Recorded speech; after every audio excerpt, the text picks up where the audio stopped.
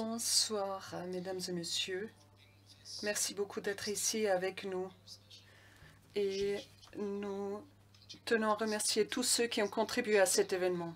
Je m'appelle Ariel Rosenstein, je suis ambassadeur adjoint d'Israël en Suisse avec ma collègue, Madame Emilia Karkabassi, l'ambassadrice adjointe de Grèce en Suisse. Nous avons l'honneur de vous souhaiter la bienvenue à tous pour cette cérémonie de la Journée internationale de commémoration de l'Holocauste à Berne.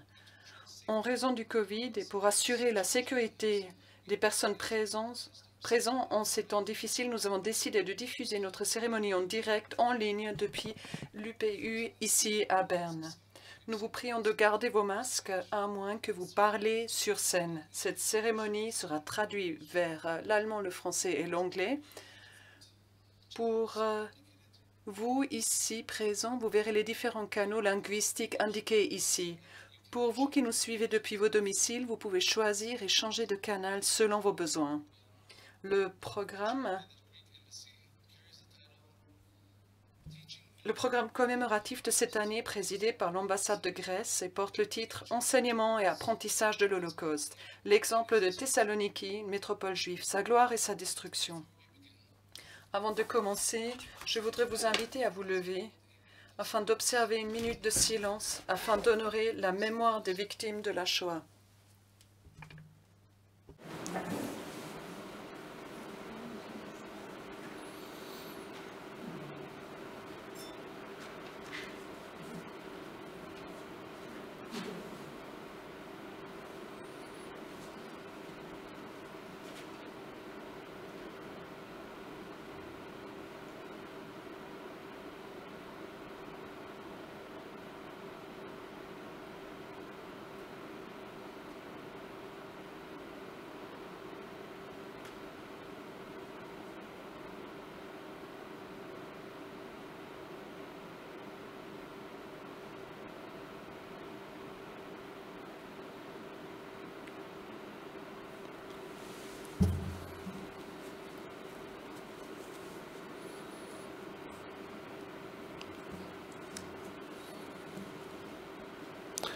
Thank you. Merci. Vous pouvez reprendre place. Nous allons commencer par une prière à la mémoire des victimes de la Shoah. El Malech Arnim, lu par le rabbin Michael Cohen de la communauté juive de Berne.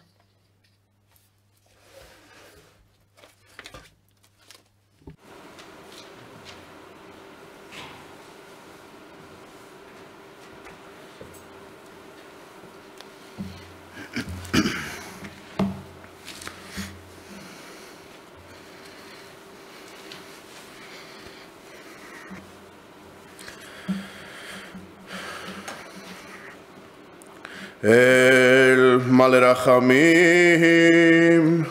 דיין אלמנות ואבי יתומים, אל נא תחשב ותתאפק לדם ישראל, שנשפך כמים. האמצא מנוחה נכונה על כנפי השכינה, במעלות קדושים וטהורים, כזוהר הרקיע מאירים ומזהירים, לנשמותיהם של רבבות אלפי ישראל, אנשים ונשים, ילדים וילדות, שנהרגו ונשחטו ונשרפו ונחנקו ונקברו חיים בארצות אשר נגע בהן יד הצורר הגרמני וגרוריו, כולם קדושים וטהורים, ובהם גאונים וצדיקים. ארזי הלבנון אדירי התורה, בגן עדן תהא מנוחתם. לכן בעל הרחמים יסתירם בסתר כנפיו לעולמים, ויצרור בצרור החיים את נשמתם, אדוני הוא נחלתם, ואנוחו בשלום על משכבם, ונאמר אמן.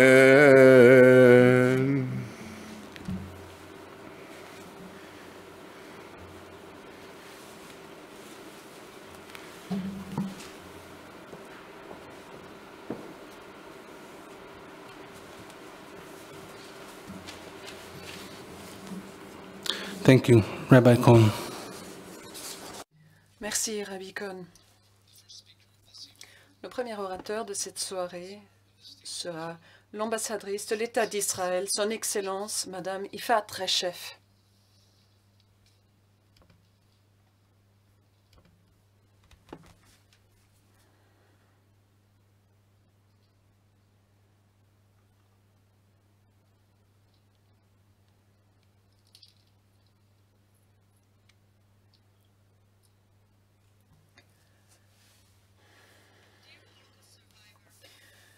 Chers survivants de l'Holocauste, chère Madame Kalin, présidente du Conseil national, cher Dr Levin, cher Rabbi Cohn, chères excellences et membres du corps diplomatique, chers fonctionnaires du gouvernement suisse et les représentants des communautés juives, chers mécènes, chers invités, mesdames et messieurs.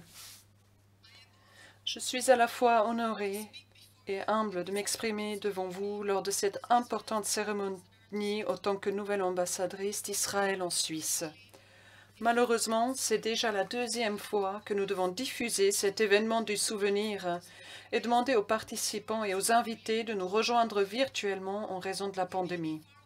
Nous sommes peut-être loin de vous physiquement, mais en esprit, nous sommes ensemble. L'essence de cette journée internationale du souvenir consiste à honorer la mémoire des victimes de l'Holocauste et d'éduquer la jeune génération sur l'histoire et les leçons de l'Holocauste afin de s'assurer que de telles atrocités ne se reproduisent plus jamais. Aujourd'hui, nous nous concentrerons sur l'expérience de nos frères et sœurs de la communauté juive de Grèce pendant la Deuxième Guerre mondiale, mais aussi, et comme toujours, nous honorerons les survivants suisses de l'Holocauste, nous partagerons leurs histoires et leurs souvenirs et nous rendrons hommage à ceux qui ne sont plus parmi nous. Je voudrais souhaiter la bienvenue et saluer tout particulièrement les survivants de l'Holocauste, Bronislaw Ehrlich, Breti Brenner et Mark Warszawski, qui nous fera cadeau de son jeu de violoncelle aujourd'hui. Merci beaucoup d'être avec nous, cher Monsieur Ehrlich, chère Madame Brenner et cher Monsieur Warszawski.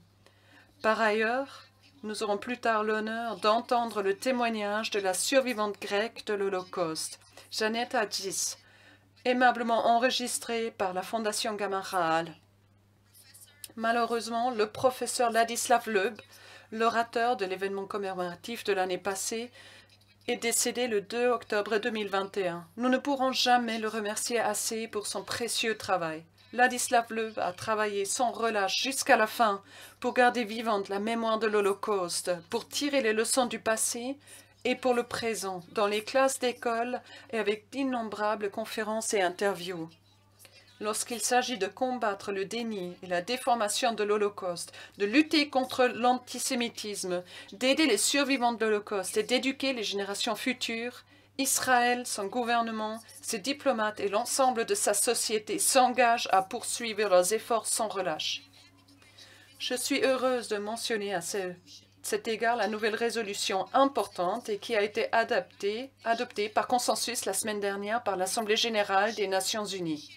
Cette nouvelle résolution, initiée par mes collègues de notre mission auprès de l'ONU, menée par Israël et l'Allemagne et co-parrainée par la Suisse et d'autres pays représentés ici aujourd'hui, vise à donner aux pays des outils pratiques pour lutter contre les diverses expressions du négationnisme.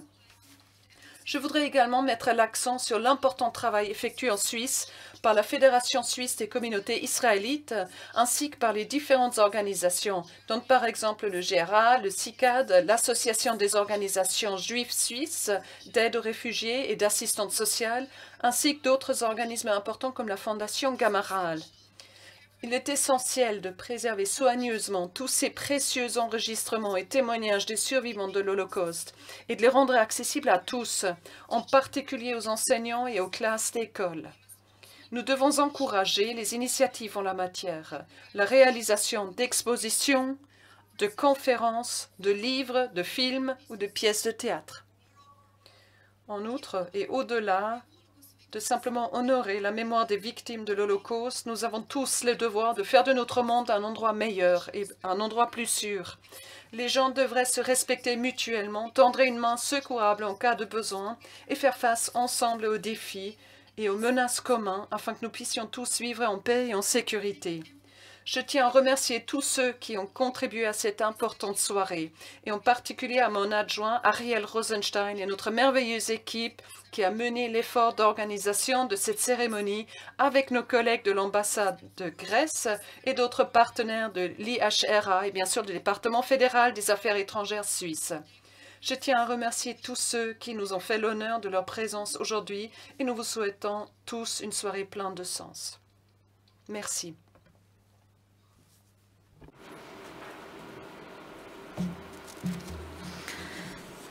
Thank you, Ambassador Reshev, and good evening from me as well. Merci, ambassadrice Reshev. Je vais inviter maintenant le chargé d'affaires de l'ambassade des États-Unis, Madame Eva Weigold-Schulz.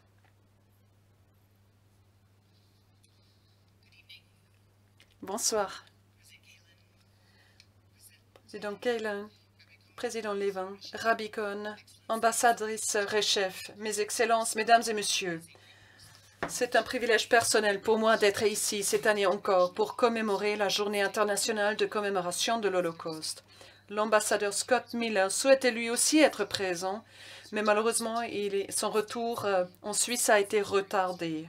Il vous transmet ses meilleures salutations et se réjouit de poursuivre notre collaboration avec vous tous. Chaque année, à cette époque, nous nous réunissons pour honorer les 6 millions de victimes assassinées pendant l'Holocauste et pour partager les histoires courageuses de ceux qui ont survécu. Ce souvenir de victimes et célébrer les survivants fait partie de notre responsabilité morale de ne jamais oublier. Malheureusement, l'attaque choquante et la prise d'otages dans une synagogue dans mon propre pays ces derniers jours, dans l'État du Texas, expose la réalité dans laquelle les communautés et institutions juives continuent d'être la cible d'attaques terroristes et de théories du complot dans le monde entier. C'est un rappel douloureux du fait que nous ne pouvons pas relâcher notre travail de lutte contre l'antisémitisme dans chaque pays et à chaque instant. Nous devons accepter la responsabilité permanente de travailler ensemble pour contrer le déni et la déformation de l'Holocauste, qui érodent notre compréhension de la vérité historique et permettent à l'antisémitisme de progresser dangereusement vers le courant dominant. Pour l'administration Biden, cet engagement est profondément personnel. Le secrétaire d'État Anthony Blinken est le beau-fils d'un survivant de l'Holocauste, Samuel Pizar, qui a survécu pendant 4 ans à Auschwitz, Dachau et d'autres camps de concentration dans sa jeunesse. Il a été le seul des 900 enfants de son école en Pologne à survivre l'Holocauste. Non seulement il a survécu, mais il est devenu un conseiller juridique et de politique étrangère célébré et accompli, cofondateur de Yad Vashem en France et un militant dévoué à la cause de la paix et de la dignité humaine. Son histoire est un exemple convaincant de la façon dont les survivants de la pire atrocité de l'histoire moderne ont contribué à l'amélioration de l'humanité. Mr. Blinken parle souvent et avec éloquence de la puissance de l'héritage extraordinaire de son beau-père qui a façonné son propre engagement dans la lutte contre l'antisémitisme. Et pour étendre nos efforts, il a récemment nommé l'ambassadeur Stuart Eisenstadt, un leader connu et respecté dans ce domaine, comme son conseiller spécial sur les questions liées à l'Holocauste. Cette nomination, qui vient s'ajouter à celle de notre envoyé spécial pour les questions relatives à l'Holocauste, nous permettra d'étendre considérablement nos activités de sensibilisation et d'en faire le plaidoyer. Ce souvenir et nous renseigner sur les victimes, les héros et les leçons de l'Holocauste est d'autant plus important aujourd'hui, alors que les négationnistes et les minimiseurs de l'Holocauste se font de plus en plus entendre dans notre discours public et que la génération des survivants diminue avec l'âge. Pour reprendre les mots du président Biden, nous devons transmettre l'histoire de l'Holocauste à nos petits-enfants et leurs petits-enfants afin de tenir la promesse du « plus jamais ça ». Cet engagement de vigilance en faveur de la dignité humaine est également une pierre angulaire de la politique étrangère globale de l'administration Biden. Cela inclut le sommet pour la démocratie que le président Biden a accueilli en décembre, un appel à l'action pour que le pays prenne des mesures concrètes pour protéger la liberté et les droits de l'homme, tant chez eux qu'à l'étranger. Nous sommes heureux de travailler avec la Suisse et avec Israël, afin qu'avec de nombreux autres partenaires, ainsi qu'avec de nombreux autres partenaires, sur cette importante initiative visant à éviter tout retour aux horreurs de l'histoire. Que l'événement sombre aujourd'hui et l'héritage de l'Holocauste nous encouragent tous à continuer à défendre la dignité humaine. Merci.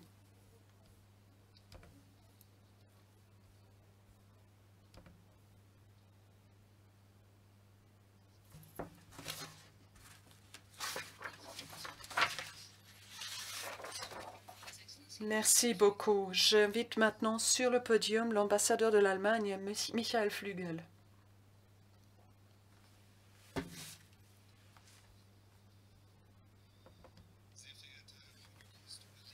Chers survivants de l'Holocauste et leurs familles, cher président Levin, cher Rabbi Cohn, Excellences et chers participants, ici et derrière vos écrans. Nous nous réunissons aujourd'hui, en ce 27 janvier, à l'occasion de la Journée internationale de la commémoration de l'Holocauste, ici aussi à Berne et aussi à l'écran, afin de nous souvenir de l'extermination de millions de personnes, des Juifs, des Sinti, des Roms, des personnes handicapées et des personnes aux opinions politiques différentes par les nazis. Même si la pandémie nous oblige cette année encore à renoncer au cadre habituel de la rencontre et que nous pouvons nous réunir ici que virtuellement, il nous tient à cœur de célébrer avec vous la journée de la mémoire de l'Holocauste. Nous espérons ainsi envoyer un signal pour que nous restions unis. Même en ces temps troublés, nous défendons les survivants de l'Holocauste, nous défendons nos valeurs communes. En février 2021, l'Allemagne a transmis la présidence de la IHRA, International Holocaust Remembrance Alliance, à la Grèce. Je suis honorée que vous, chère Madame Hadjis, partagiez avec nous aujourd'hui vos souvenirs de survivants. Je suivrai également avec grand intérêt vos interventions, Monsieur Chaltiel, pour en savoir plus sur le thème de cette année. Enseigner et apprendre sur l'Holocauste. L'exemple de Thessalonique, une métropole juive, sa gloire, l'art et sa destruction. C'est une phrase souvent répétée. Nous ne pouvons apprendre de l'histoire que si nous cultivons le souvenir, car ce n'est qu'ainsi que nous pouvons rendre leur dignité aux défunts et aux survivants. Nous voulons nous souvenir des personnes décédées et écouter les survivants afin de garder leur histoire vivante. Le chancelier Steinmeier en Allemagne a, hier, lors de sa visite du camp de concentration à Sachsenhausen, qu'il n'avait pas le droit à l'oubli, mais que plutôt les victimes ont un droit au souvenir.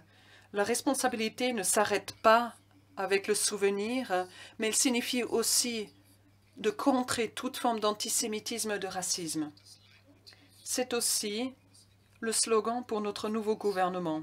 Pour nous, pour l'Allemagne, à partir de l'histoire effroyante de l'Allemagne et des national-socialistes, il y a une responsabilité indélébile. L'Allemagne continuera à s'engager en faveur d'un monde qui se rappelle de l'Holocauste, pour un monde sans génocide. Le nouveau gouvernement en Allemagne a clairement déclaré vouloir s'engager contre toute forme de discrimination contre les personnes basées sur la religion ou d'autres caractéristiques et de condamner fermement tout crime contre la dignité humaine. Nous nous rappelons aujourd'hui pas seulement la libération du camp de concentration d'Auschwitz, mais nous nous souvenons aussi de la souffrance incommensurable que les Juifs ont vécue aux mains des Allemands. La décision d'assassiner industriellement les Juifs d'Europe a été prise le 20 janvier 1942 lors de la tristement célèbre conférence de Wannsee. La nouvelle ministre allemande des Affaires étrangères, Annalena Baerbock, a déclaré à l'occasion de l'anniversaire de la conférence de Wannsee, et je cite, « Nous nous souvenons aujourd'hui des femmes, des hommes et des enfants juifs assassinés et de ceux qui ont survécu à l'Holocauste. Nous n'oublierons jamais ce que l'Allemagne leur a fait subir. » Les fonctionnaires du ministre des Affaires étrangères qui se sont mis au service des crimes et du génocide du régime nazi sont également coupables de leur souffrance. Ils ont ainsi contribué et sont devenus les complices dociles de l'injustice. Ce chapitre de l'histoire doit nous inciter à tout faire pour que plus jamais cela reproduise. Nous sommes très préoccupés par l'augmentation dramatique des cas de négationnisme de l'Holocauste. L'ambassadrice allemande en Israël et l'ambassadeur israélien en Allemagne ont dénoncé le 20 janvier 2022 dans une tribune commune publiée dans le Berliner Tagesspiegel et le quotidien Maarif la persistance de la négation de l'Holocauste comme un phénomène social et international. C'est dans ce contexte, et Irfat vient de le dire, Israël et l'Allemagne ont présidé conjointement une déclaration sur le déni de l'Holocauste à l'Assemblée générale de l'ONU lors du 20 janvier 2022, date du 80e anniversaire de la conférence de Wannsee. Basée sur la définition de l'IHRA du terme Holocauste, la résolution contient pour la première fois une définition de ce qu'est le déni de l'Holocauste. En outre, la résolution demande à tous les États membres, et en particulier aux médias sociaux, d'aborder le problème de manière proactive. Et nous remercions tous les États qui nous ont soutenus par leur co-sponsoring, y compris notre État hôte, la Suisse, de sorte que la résolution a pu être adoptée par consensus sans vote.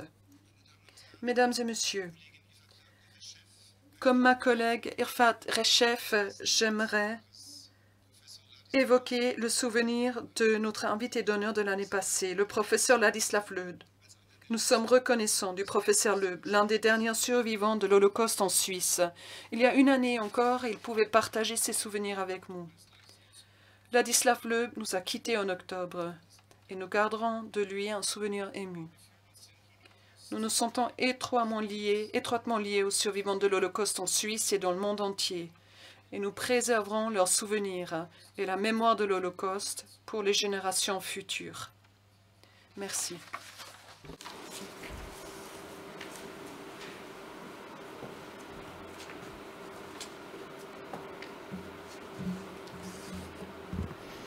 Thank you, Ambassador Flügger. Let us welcome. Merci beaucoup. Nous accueillons maintenant le président du National Council, Madame Irene Kellin.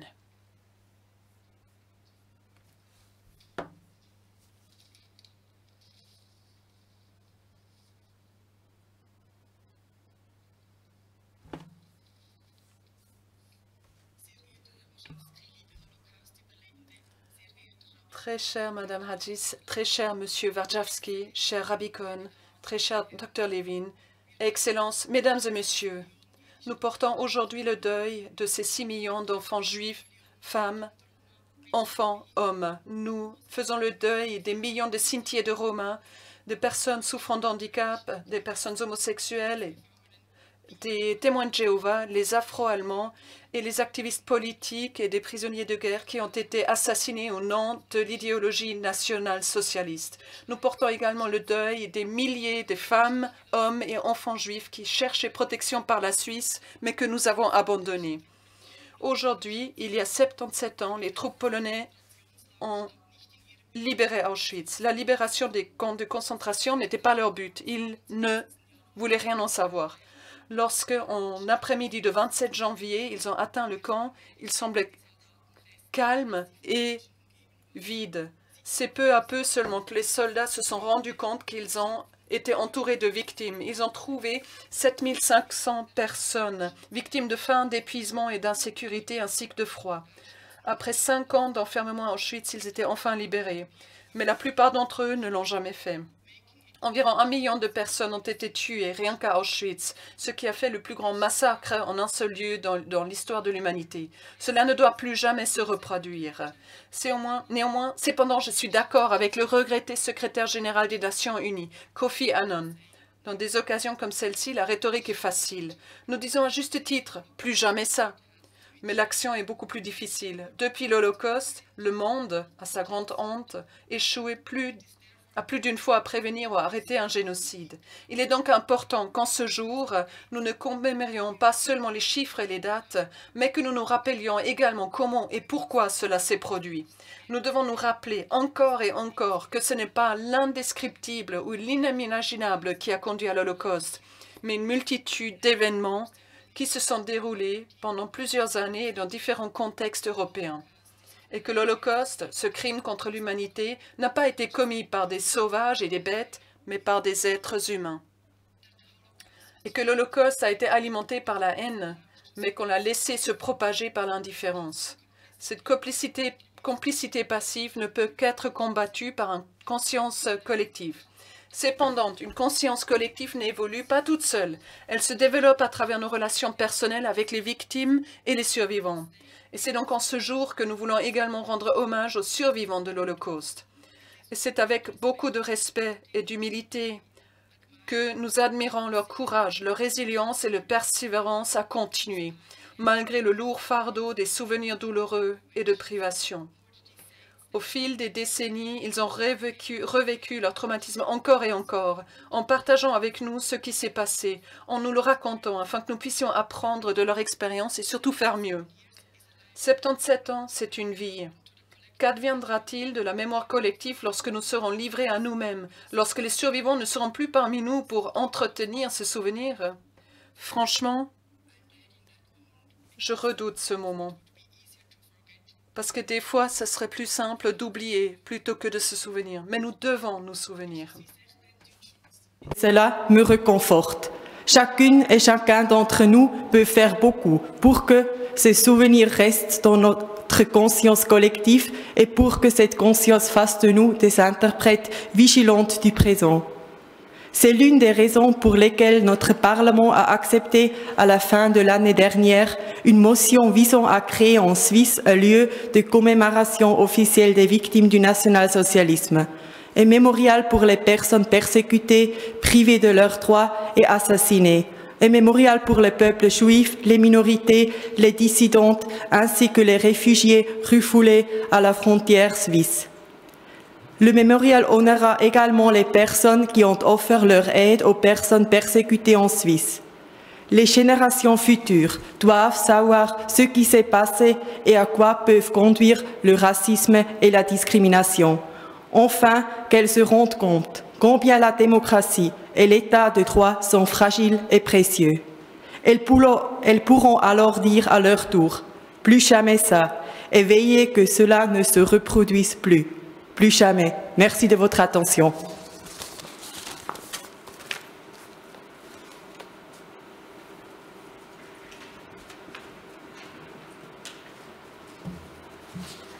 Thank you very much, President Kalin. The President of the Swiss Confederation, Mr. Ignaz. Merci beaucoup. Le président de la Confédération, Ignacio Cassis, va s'adresser à nous par un message vidéo.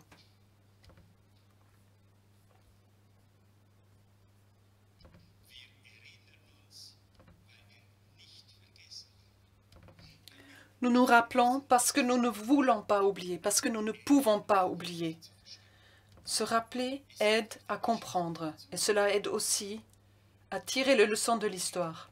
Et c'est pourquoi, chaque année, à l'occasion de la Journée internationale de commémoration de l'Holocauste, nous nous souvenons de 6 millions d'hommes, de femmes et d'enfants juifs tués et de tous les autres victimes de l'Holocauste. Aujourd'hui, cela fait exactement 77 ans depuis que l'Armée rouge a pu libérer le camp d'extermination Auschwitz-Birkenau le 27 janvier. Les prisonniers du camp de concentration de Buchenwald durent encore passionner 11 semaines de plus. L'un d'entre eux, Fischel Rabinovich. J'ai eu le grand honneur de rencontrer personnellement cet homme merveilleux il y a quelques jours au Tessin. Fischel Rabinovich est âgé de 97 ans aujourd'hui et c'est l'un des derniers survivants de l'Holocauste en Suisse. Il est né en Pologne en 1924. Il a été déporté en 1941 et passe près de 4 ans dans différents camps de travail et de concentration. Ses parents, ainsi que 7 de ses 9 frères et sœurs, ne survivent pas à l'Holocauste. Rabinovich lui-même ne pèse plus qu'une trentaine de kilos lors de sa libération, mais il est vivant. Jeune homme, il arrive en Suisse en 1947.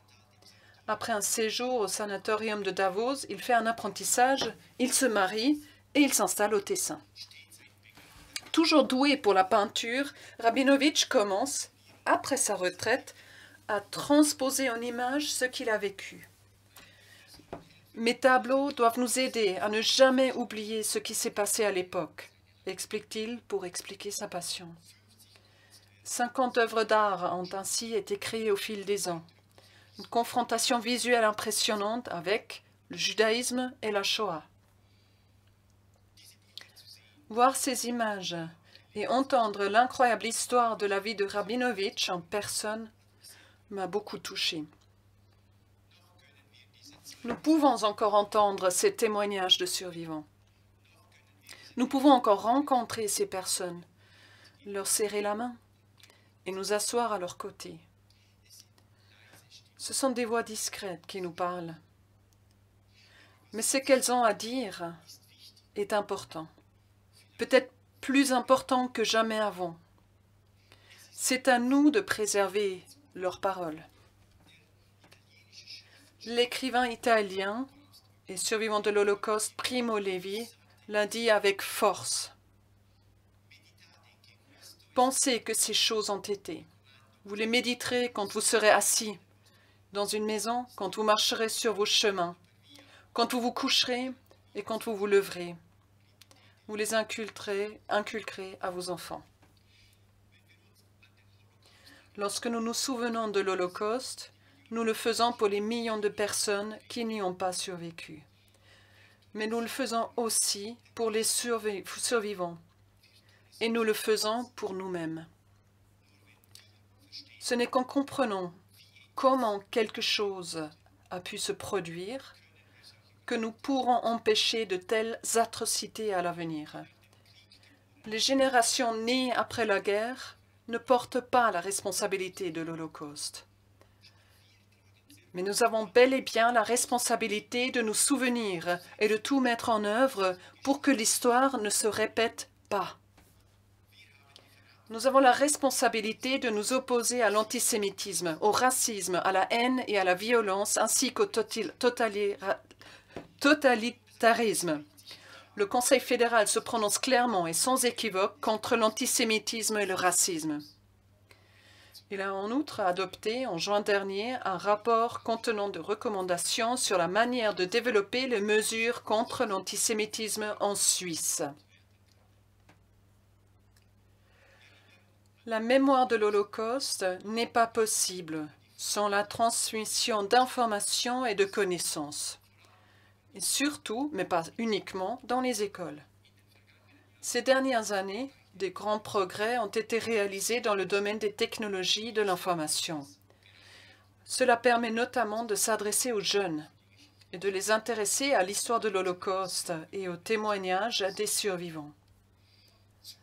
En outre, une création d'un lieu de mémoire suisse pour les victimes du nazisme est une préoccupation majeure pour moi personnellement, ainsi que pour l'ensemble du Conseil fédéral.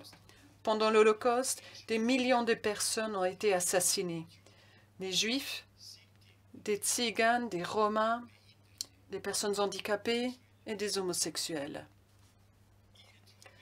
Leurs rêves et leurs espoirs ont été anéantis au nom d'une idéologie inhumaine qui ne supporte pas la diversité. Une diversité qui est pourtant notre force. C'est à nous tous de tout mettre en œuvre pour respecter cette diversité et de la défendre en toutes circonstances. Nous devons tous, toujours et à nouveau, nous porter garant de ceux qui ne peuvent pas se défendre eux-mêmes. Et nous devons le faire pour un monde libre, démocratique et régi par l'État de droit.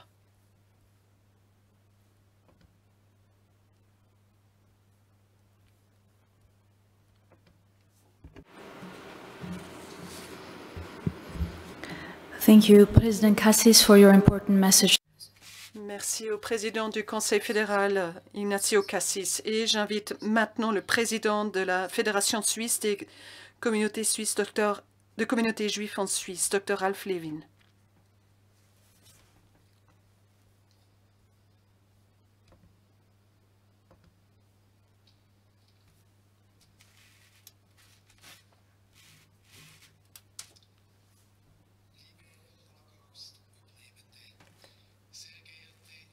chers survivants, Madame la Présidente du Conseil national, Excellences, Kvod Harav, Mesdames et Messieurs, il y a 77 ans aujourd'hui, le camp de concentration d'Auschwitz-Birkenau était libéré par l'armée soviétique.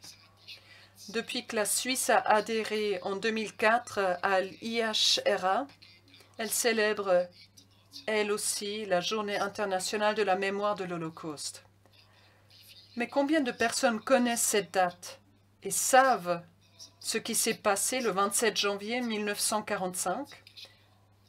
Et surtout, combien comprennent ce que cette date représente réellement dans l'histoire de l'Europe et dans l'histoire du monde?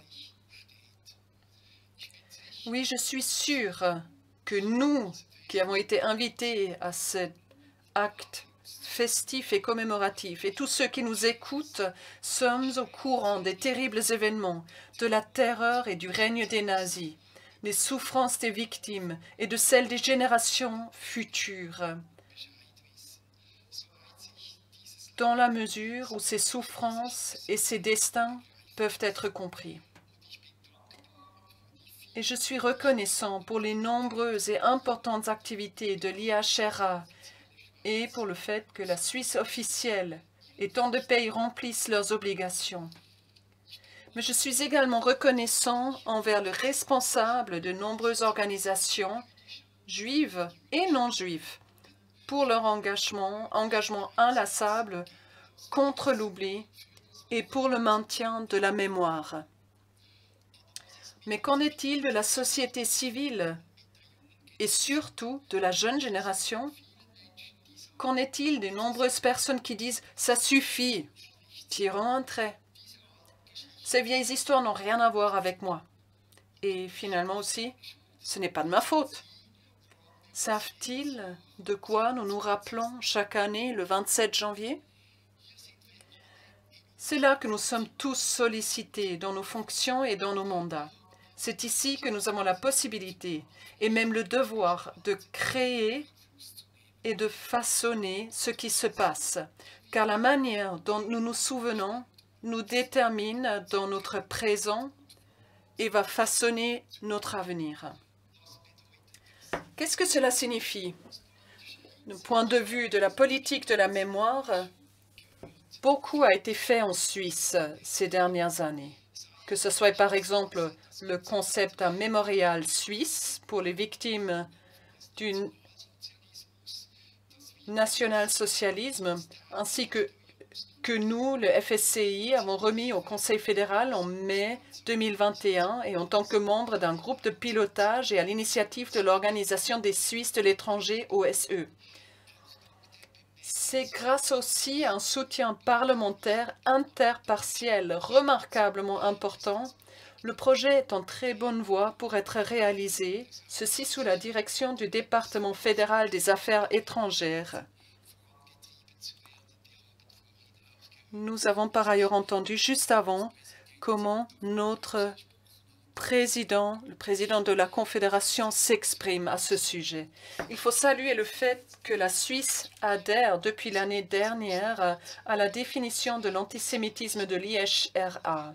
Celle-ci a fait ses preuves et est désormais reconnue et appliquée par 29 États ainsi que par diverses villes et organisations.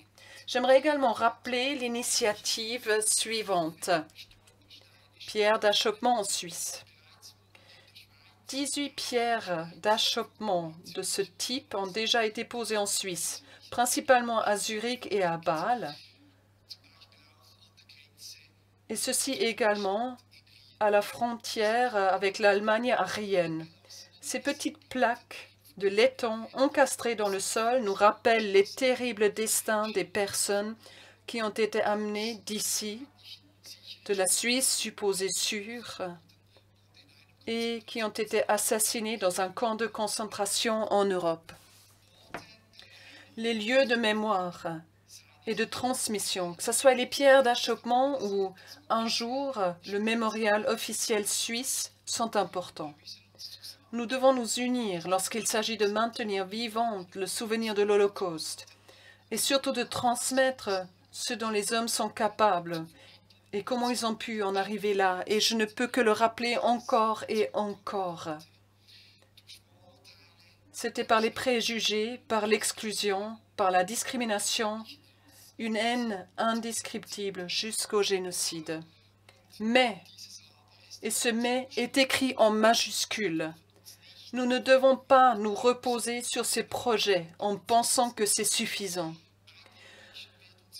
Le débat autour du Kunsthaus de Zurich et de la collection d'art de l'ancien fabricant d'armes Emil Georg Bürle nous montre de manière impressionnante à quel point il est important d'avoir une culture de la mémoire en Suisse.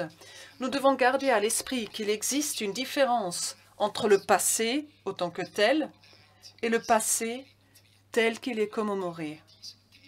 Ces thèmes bénéficient également d'un précieux soutien politique dans une motion en suspens auprès du Conseil fédéral et qui propose la création d'une commission nationale et indépendante pour les biens culturels spoliés par les persécutions nazies. La FSCI s'engage fortement en faveur de cette intervention parlementaire qui s'inspire des commissions comparables d'autres pays. Le mémorial prévu, les pierres d'achoppement, pour en rester à ces exemples, et le soutien politique qui les accompagne sont des signaux tellement importants. Un autre signal sera donné aujourd'hui à Zurich, lorsque le Grossmünster, l'hôtel de ville et la synagogue de la Löwenstrasse seront spécialement illuminés le soir à l'occasion de cette journée du souvenir, comme dans de nombreuses autres villes du monde. Tous ces signes et toutes ces activités ont en commun le fait qu'ils lancent un débat public sur la manière dont la Suisse veut et doit se positionner au sujet des questions de politique de la mémoire. Cette démarche est indispensable et doit être saluée, car celui qui connaît et qui comprend le passé peut mieux faire face aux défis du présent. Malheureusement, il y a un grand nombre de ces défis actuellement, et c'est aussi ce que représente cette journée du 27 janvier. Qu'elle favorise, notamment chez la jeune génération, la prise de conscience du courage civil, d'une démocratie stable et de droits de l'homme fort, et qu'elle nous montre l'importance du souvenir pour l'avenir. Bien évidemment, dans la lutte contre toute forme d'antisémitisme. Je vous remercie de votre attention.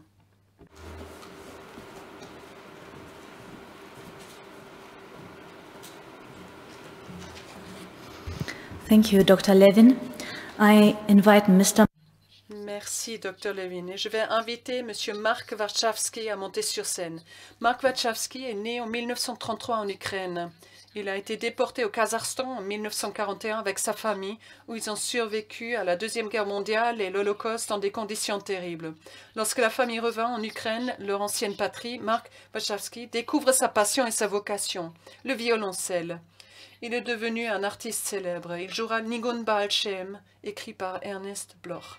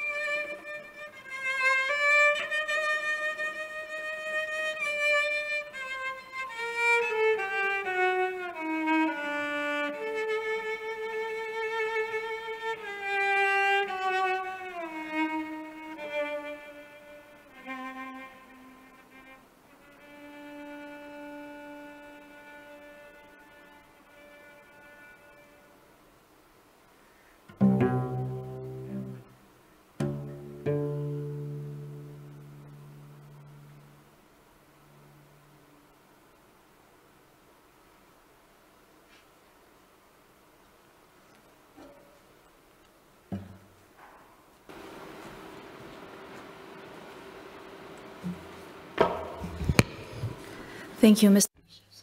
Merci, Monsieur Wachowski. La Grèce préside cette année l'IHRA, l'Alliance internationale pour la mémoire de l'Holocauste, qui réunit des gouvernements et des experts pour renforcer et promouvoir l'enseignement, la mémoire et la recherche sur l'Holocauste dans le monde entier. J'invite l'ambassadrice de Grèce, son Excellence Ekaterini Xarogareri, à monter sur le podium.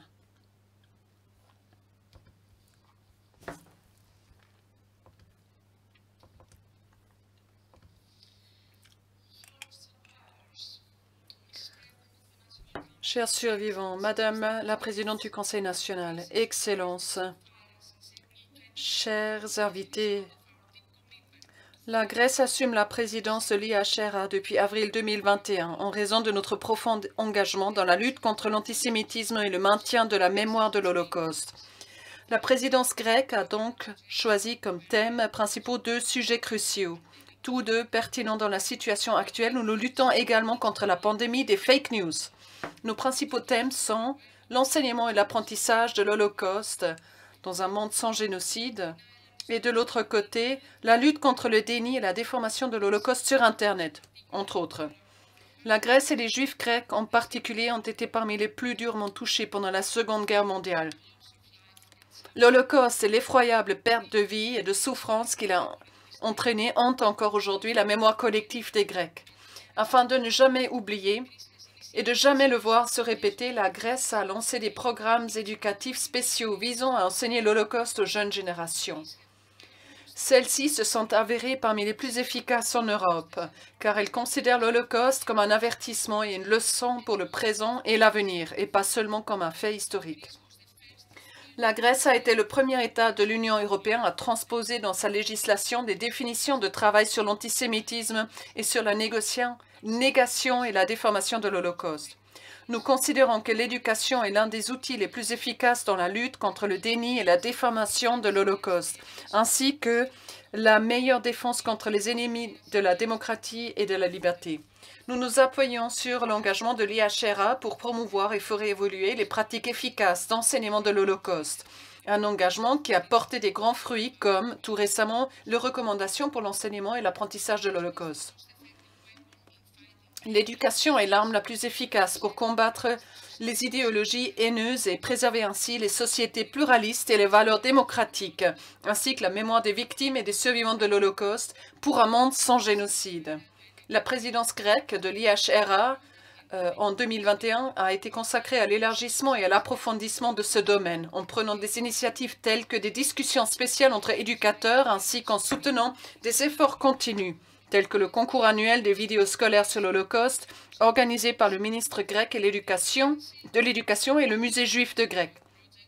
La présidence grecque de l'IHRA 2021 poursuit également les projets en cours comme la procédure d'élargissement, ainsi que des initiatives prises par la précédente présidence allemande. Permettez-moi de mentionner brièvement quelques-uns de ces projets et d'événements organisés par notre présidence. La présidence grecque soutient l'élargissement. À cet égard, il y a eu un travail avec Yad Vashem, le United States Holocaust Memorial Museum et le ministre grec de l'Éducation qui ont organisé avec succès un atelier transnational en se concentrant sur les recommandations de l'IHRA sur l'enseignement et de l'apprentissage de l'Holocauste. Environ 170 éducateurs de 4 pays, les États-Unis, le Canada, la Grèce et Israël, se sont inscrits à cet événement. Sous la présidence grecque, un webinaire intitulé « Mise en œuvre pratique de 3 définitions de travail non juridiquement contraignant de l'IHRA dans les sociétés multiculturelles. Leçons appris, meilleures pratiques, étapes à venir » est organisé par la Macédoine du Nord en collaboration avec l'Autriche et la Grèce. Chers invités, permettez-moi de dire quelques mots sur l'invité d'honneur aujourd'hui, Madame Janet Hadjis, survivante grecque et juive de l'Holocauste, citoyenne suisse résidente à Genève. Elle a été née en 1928 dans la ville grecque de Volos. Elle était une jeune fille lorsque sa famille élargie a été déportée à Auschwitz. Seule une cousine est revenue du camp d'extermination. Elle-même, ainsi que ses parents et sa jeune sœur, ont pu fuir dans les montagnes et échapper à la déportation. Son témoignage saisissant a été enregistré par la Fondation Gamma Rahal, par laquelle je tiens à exprimer ma reconnaissance à Madame Anita Winter. Madame Hadjis est parmi nous aujourd'hui par vidéo en vue de la situation et nous pourrons donc l'entendre. Je suis certaine que vous avez tous remarqué la petite exposition à l'extérieur de la salle. Je tiens à remercier mes collègues israéliennes pour leur soutien dans la coordination de la coopération de Yad Vashem et pour nous avoir permis de vous montrer cette collection exceptionnelle des photographies de la ville juive à Thessalonique. And the cradle of ideas, art and innovation. Thessalonique était autrefois le principal centre de la culture juive séfarade en Europe du Sud-Est. Un centre de la vie juive dans les Balkans et en grec est un berceau d'idées, d'art et d'innovation pour les juifs et les chrétiens. Très peu ont survécu et sont retournés dans leur ville natale. Certains ont émigré aux États-Unis et en Israël, d'autres sont restés et ont formé la base de la communauté juive. Et je suis donc heureux d'accueillir l'orateur principal d'aujourd'hui, M. Léon Saltiel, qui est né et a grandi à Thessalonique et qui se trouve être le représentant du Congrès juif mondial auprès des Nations unies à Genève et de l'UNESCO, le coordinateur de la lutte contre l'antisémitisme pour le Congrès juif mondial et un membre de la délégation grecque à l'IHRA. Autant qu'historien, il a publié de nombreux ouvrages sur l'Holocauste en grec, dont son récent livre « Ne m'oubliez pas ». Ce livre contient une cinquantaine de lettres envoyées par 3 mères juives du ghetto de Thessalonique à leurs fils, qui se cachaient à Athènes pendant la Deuxième Guerre mondiale. Les lettres ont été écrites pendant la période de déportation des Juifs de Thessalonique et jusqu'au départ des 3 mères pour Auschwitz. Nous sommes tous très honorés que le livre de Léon ait remporté le prix international du livre de Yad Vashem 2021 pour la recherche sur l'Holocauste. En 2020, le livre a été transformé en documentaire et produit dans le cadre du festival annuel Dimitria, la principale institution culturelle organisée par la ville de Thessalonique. Le documentaire présente une lecture dramatique des lettres, dont certaines ont été écrites par la présidente de la République hellénique, Madame Katarina Sakaleropoulou. Il est dans nos projets de présenter le documentaire à Berne, si la situation épidémiologique nous le permet. Chers invités, pour la Grèce, l'expérience de l'Holocauste est à la fois un avertissement et une leçon pour le présent et l'avenir. L'éducation sur l'Holocauste n'est pas seulement un devoir moral envers les victimes et les survivants, mais aussi une voie solide pour renforcer l'esprit critique, forger des attitudes politiques responsables et protéger les droits de l'homme et la démocratie dans chaque pays ainsi que dans le monde entier. Merci de votre attention.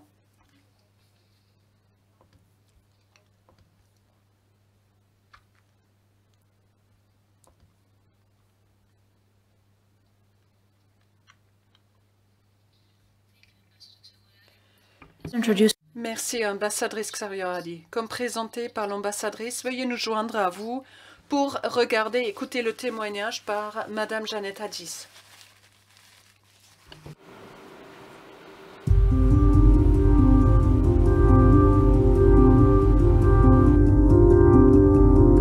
Je n'oublie jamais que ce sont les Grecs qui nous ont sauvé la vie à mon père, ma mère, ma sœur et moi. Et je les remercie de tout mon cœur. Je suis fière d'être grecque, fière d'être suisse et fière d'être juif. J'ai un amalgame, le meilleur du monde. Je m'appelle Jeannette Hadis Bokhoropoulou. Ou Bokhoropoulou Hadis, je ne sais pas lequel je dois mettre le premier.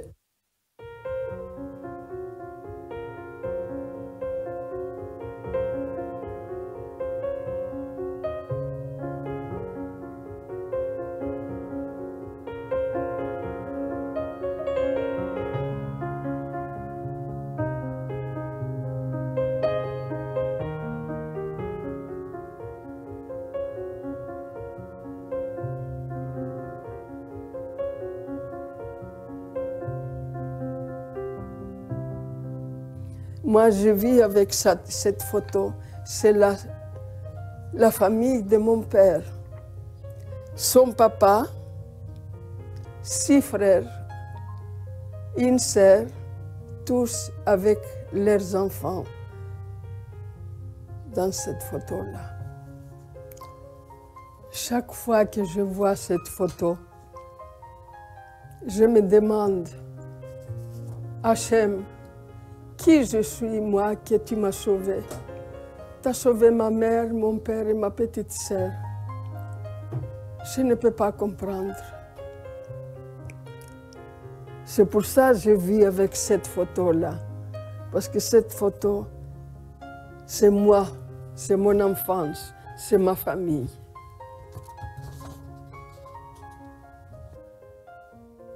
Seulement celle-ci, une petite cousine à moi, fille de grand frère de mon papa, c'est quelque chose d'inimaginable. Elle est revenue d'Auschwitz, elle frappe à la porte, elle a demandé « Est-ce qu'il y a quelqu'un de ma famille qui est sauvé ?» Ils ont dit « C'est oncle Isaac ». Alors, il frappe à la porte, papa va ouvrir et il voit Rachel. Mon enfant, où sont les autres? Il n'y a pas d'autres. Pas pour les mamans, il lui dit, peut-être qu'ils vont venir plus tard. Et papa, je ne l'ai pas vu, mais peut-être il est avec les autres. Ça. Alors, chaque soir, on dormait ensemble, chacune à son lit. Et on parlait de tout, mais elle ne nous parlait jamais de la Shoah. Un soir, mais chaque soir, elle sortait un morceau de savon, elle le mettait sur la table de nuit et elle dormait. Et ça sentait mauvais. Une fois, deux fois, trois fois, quelques semaines ont passé. Alors un soir, je lui ai dit, écoute, si tu ne me dis pas le mystère de ce savon, je ne te laisse pas dormir toute la nuit. Alors, elle a commencé à pleurer. Et elle m'a dit peut-être que ces morceaux de savon, c'est le corps de ma maman et de mon papa. Alors moi, quand j'ai entendu ça, je ne pouvais pas imaginer, moi, toutes ces atrocités-là. Alors j'appelle mes parents et ils ont commencé de la prendre dans les bras et ils croyaient qu'elle est folle. Alors elle nous a raconté toutes les atrocités. Mais je me rappelle toujours cette soirée parce que c'était tellement touchante. On était tous toute la nuit comme ça dans les bras, on pleurait. Et jusqu'à ce moment-là, on avait toujours l'espoir que quelqu'un va venir, ou tous, ou plusieurs. Mais malheureusement, elle nous a dit qu'il n'y avait aucun espoir. Et on a commencé à pleurer et on a commencé le deuil que malheureusement, ça ne finit jamais. C'était une époque horrible, horrible. Je ne sais pas comment on survécu. Et je me rappelle qu'un soir, on a entendu la porte frapper très fort. Papa ouvre, quelqu'un l'a mis comme ça. Ils sont entrés dans la maison et ils ont dit « On aime votre maison et on voudrait quelques chambres ». Ils ont pris toutes les chambres d'amis, ma chambre et la chambre de ma sœur. Et le traducteur a dit, écoutez, vous prenez vos filles dans votre chambre. On dirait qu'on avait besoin de conseils, enfin. Alors, un jour, il y avait seulement un Allemand et il était couché et la porte était ouverte. Alors ma petite sœur passe de là-bas et elle le voit de manger le chocolat, chose inimaginable à ce temps-là. Maman, elle a commencé à pleurer, je veux du chocolat. Alors maman va vers vers l'aliment et il lui a fait comprendre pour lui donner un peu de chocolat à la petite qu'elle pleurait. Lui, il s'est levé, on croyait qu'il va lui donner et il a donné malheureusement un coup de pied horrible à ma mère qu'elle s'est jetée dans l'autre côté de la chambre. Ma petite sœur, elle était sur maman, elle pleurait, maman, elle ne bougeait pas. Et moi, j'étais devant lui, glacée, tremblante, et j'entendais mes dents claquer. Comme ça, j'avais peur parce que lui, il mangeait le chocolat, il projetait le pistolet, l'arme vers moi. Et moi, je tremblais tout entière, mais je ne pouvais pas bouger pour aller vers maman, vers ma sœur. À un moment donné, j'ai trouvé la force, toute tremblante, et je vais vers maman. Et maman a mis sa main sur ma tête. Là, j'ai compris qu'elle était vivante. Maman, ma petite maman, tu es vivante, et j'ai perdu connaissance. Je ne sais pas combien de temps. Maman, elle me caressait la tête et je me suis réveillée parce que ma sœur pleurait beaucoup, très fort. Elle nous a dit, maman, faites attention les enfants, quand papa va venir, il ne faut pas lui raconter ça. Parce que peut-être il va dire quelque chose à l'allemand, il va nous le tuer. Je vais lui dire moi plus tard, mais pas vous, vous allez rien dire. Oui, maman.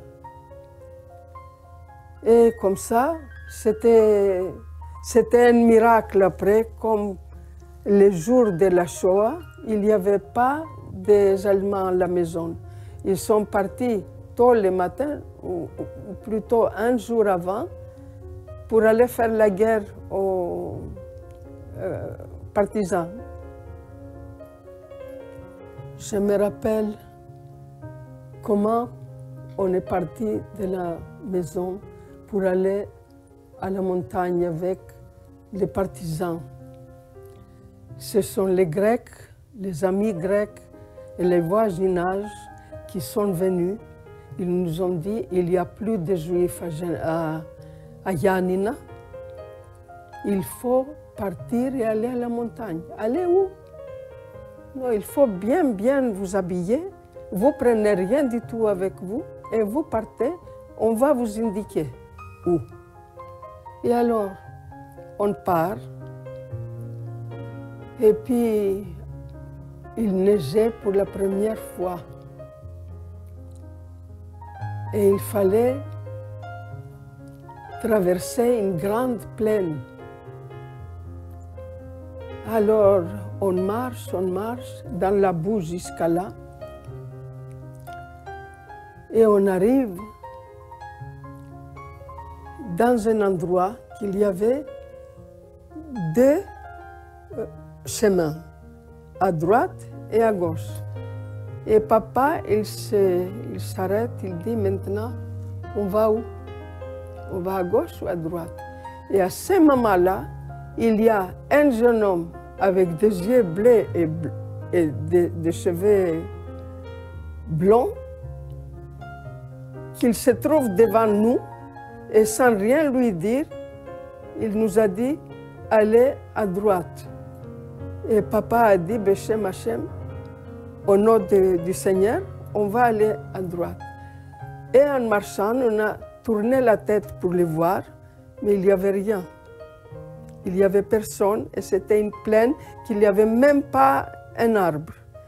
Et papa a dit c'était un ange qui est venu vers nous. On va à droite. On entre dans le village et on voit une jeune femme qu'elle vient avec les bras ouverts comme ça.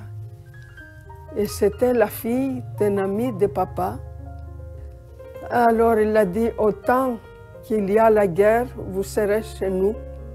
Elle nous a pris à la maison, elle et son mari. Et ils ont commencé à nous mettre des draps, des choses, des matelas pour dormir et tout ça. Vous allez rester ici. On a dormi. Vers 5 heures du matin, la porte qui sonne, qui tape comme ça. Et papa a dit, maintenant c'est fini. Ce sont les Allemands qui sont venus nous chercher. Ils ouvrent la porte et il y avait des villageois avec des chevaux. Ouais. Alors, on se met sur les chevaux, sous la pluie, et on va à un village qui s'appelle Tseritsena. Ce village, c'était notre sauveur. On est resté là-bas 8 mois longs. Si je suis vivante, si mes parents étaient vivants et ma sœur aussi, c'était grâce aux Grecs. Ils étaient extraordinaires avec nous et on n'oublie jamais. Alors, un jour, ils ont capturé un Allemand. Alors, il était très jeune et ils l'ont attaché sous le soleil du mois d'août et ça dégoulinait de partout, la transpiration et tout ça, et ça se voyait comment il était malheureux. Et maman, elle a eu pitié de lui parce qu'il était très jeune. Alors, il lui a donné de l'eau fraîche de la fontaine et des raisins. Et lui, il a dit pas merci, bien sûr, parce que c'est un Allemand. Alors, il a commencé à boire et à manger, à boire et à manger. Et sur ce grand plaisir qu'il avait, maman lui dit, moi je suis juive. Quand il a entendu ça, il a pris l'eau et les raisins, les ajoutés. Grâce à Dieu, je suis ici. Et je ne sais pas combien encore. Mais je voulais dire à tout le monde que je vous aime, que je vous bénisse et que le bon Dieu fasse un grand miracle, nous donner la paix au monde entier. Parce que tout le monde est enfant du même Père céleste.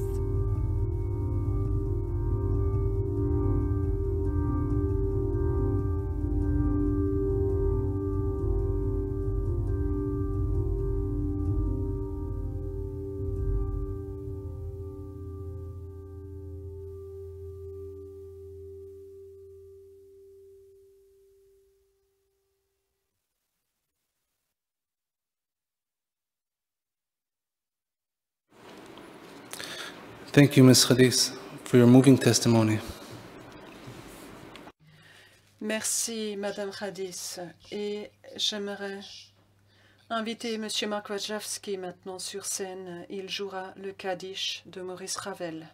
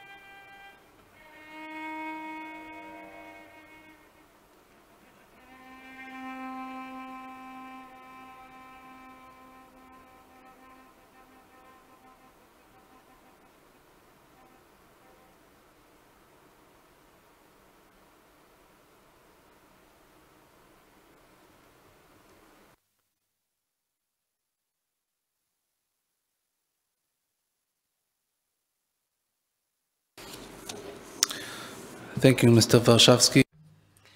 Merci, Monsieur Warshawski, pour cette pièce émouvante. Je vous présente maintenant notre dernier intervenant, le Dr Léon Saltiel. Il est historien, il est délégué au Congrès juif mondial et auteur du livre The Holocaust in Thessaloniki, l'Holocauste à Thessalonique.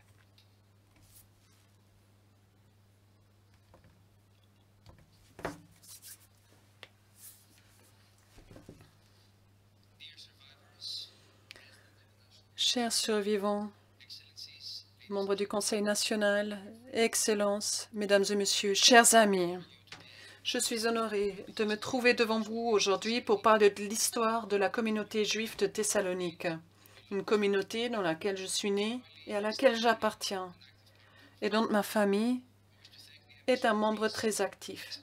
Je souhaite remercier l'ambassade de Grèce en tant que président de l'Alliance internationale pour la mémoire de l'Holocauste pour avoir organisé cet événement dans le cadre de la Journée internationale de la commémoration, ainsi que le gouvernement suisse, la communauté et les institutions juives, l'ambassade d'Israël et tous les autres membres de l'IHRA pour leur soutien. Depuis plus de 20 siècles, la Thessalonique ou Salonika ou Saloniki abrite une communauté juive dynamique. Les premiers juifs sont peut-être arrivés d'Alexandrie vers 140 avant notre ère. L'ancienne communauté juive de Thessalonique constituait un exemple typique de communauté juive dans un centre urbain méditerranéen des époques hellénistiques et romaines. C'est dans la synagogue de la ville que l'apôtre Paul est venu prêcher la nouvelle religion, connue sous Lettres aux Thessaloniciens. À la suite de l'Inquisition espagnole en 1492, des milliers de Juifs ont fui et trouvé réfugié à Thessalonique, créant ainsi une communauté juive importante et florissante, l'une des plus importantes au monde. Ces Juifs étaient appelés séfarades et ont conservé jusqu'à nos jours le vieil idiome castillan qu'ils parlaient, connu sous le nom de ladino ou judéo-espagnol. Les Juifs étaient très présents dans toutes les sphères de la vie publique, sociale et économique. Et grâce à leur réseau européen, ils étaient les principaux agents de l'innovation, de nouvelles idées et de la prospérité économique.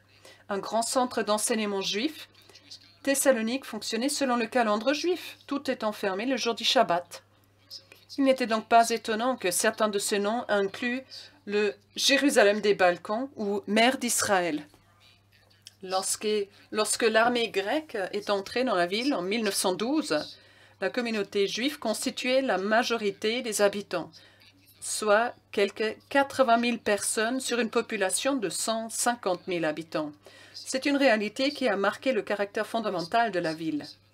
Cela signifie que Thessalonique était probablement la seule grande ville d'Europe avec une majorité juive. Cette longue et illustre histoire a pris fin brutalement avec la déportation et l'assassinat de la grande majorité de la communauté dans le camp de la mort d'Auschwitz. Plus de 90% des quelques 50 000 juifs en 1943. En moins de 4 mois, la population juive de la ville a été transportée dans des wagons à bestiaux. Environ 80 personnes par wagon, sans aucune distinction entre les enfants, les malades, les personnes âgées ou les femmes enceintes. La plupart des gens allaient directement dans les chambres à gaz dès leur arrivée. Aujourd'hui, nous honorons leur mémoire, ainsi que celle des 6 millions de Juifs européens victimes de la haine et de l'antisémitisme qui ont été assassinés par les nazis et leurs collaborateurs. Et nous honorons aussi ceux qui ont risqué leur propre vie afin de sauver les Juifs. C'est ainsi qu'une mère juive de Thessalonique, Sarina Saltiel, a décrit ce qui s'est passé pendant les déportations, dans une lettre adressée à son fils, qui vivait à Athènes.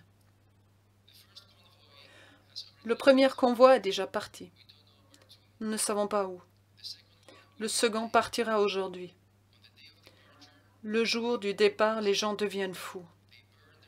Ils brûlent leurs papiers, leur monnaie papier. Ils détruisent leurs meubles. Ils poussent des cris d'animaux mortellement blessés. Puis, après avoir abandonné tous les fruits de leur labeur et de leur travail, ils partent emballés comme des sardines et traités pire que des animaux, dans des wagons à bestiaux. Les quelques survivants qui sont revenus, soit des camps, soit de la clandestinité, soit des combats avec la résistance, n'ont trouvé pratiquement aucun membre de leur famille. Leurs maisons ont été pillées, les synagogues détruites et leur ancien cimetière complètement déterré. Ils ont eu la tâche difficile de reconstruire la communauté et la vie juive. Aujourd'hui, la ville continue d'abriter une communauté juive fière et active qui entretient 3 synagogues, une école juive et une maison de retraite, un camp d'été, un musée et qui organise plusieurs événements culturels tout au long de l'année. Un musée de l'Holocauste est actuellement en projet dans la ville, avec le soutien du gouvernement grec et d'autres gouvernements et institutions du monde entier, afin de préserver leur mémoire et afin d'éduquer les générations futures. Je vous remercie.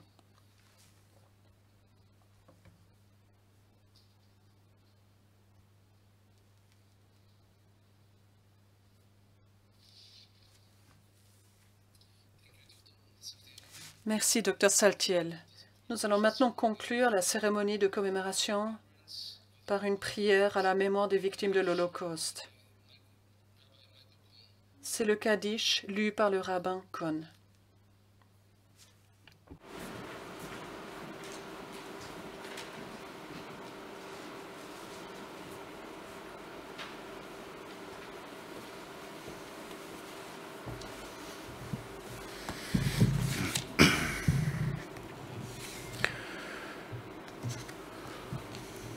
Please, we should stand for Kaddish.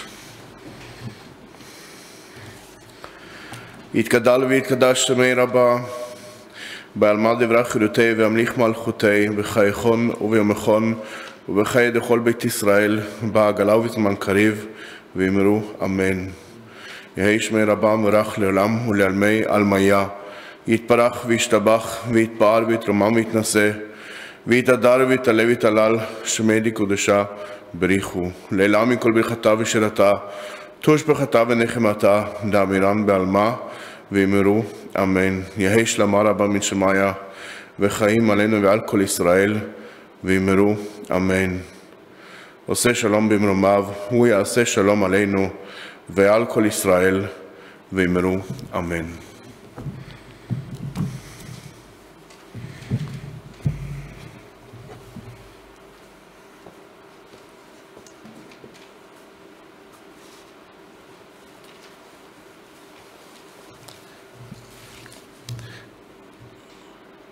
Thank you all. Merci à tous pour votre participation à cette journée internationale de souvenirs. Toda Rabba Vegam Shalom. Merci beaucoup.